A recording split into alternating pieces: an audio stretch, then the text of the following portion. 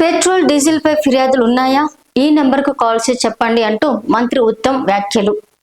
రాష్ట్రంలో petrol diesel కొరతపై వస్తున్న వార్తలతో ప్రజల్లో ఆందోళన నెలకొన్న వేళ మంత్రి ఉత్తమ్ కుమార్ రెడ్డి కీలక సూచనలు చేశారు. ఇంధన సరఫరా విషయంలో ఎలాంటి భయం అవసరం లేదని స్పష్టం చేస్తూ వదంతులను నమ్మొద్దని ప్రజలను కోరారు. ఎవరైనా సమస్యలు ఎదుర్కొంటే వెంటనే 1967 టోల్ ఫ్రీ నెంబర్ కి కాల్ చేసి ఫిర్యాదు చేయాలని సూచించారు.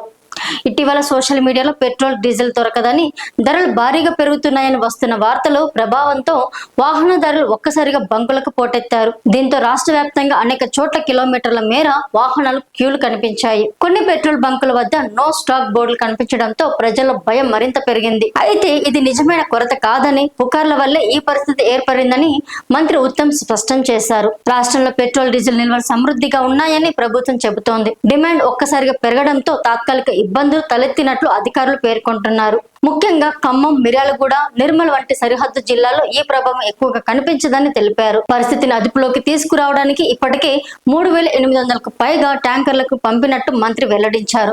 కేంద్ర స్థాయిలో కూడా పరిస్థితిపై సమీక్ష జరిగింది. కేంద్ర మంత్రి కిషన్ రెడ్డి హైదరాబాద్ లో ఆయిల్ మార్కెటింగ్ కంపెనీలతో సమావేశం నిర్వహించి రాష్ట్రంలో ఇంధన కొరతపై జరుగుతున్న ప్రచారంలో ఎలాంటి నిజం లేదని స్పష్టం చేశారు.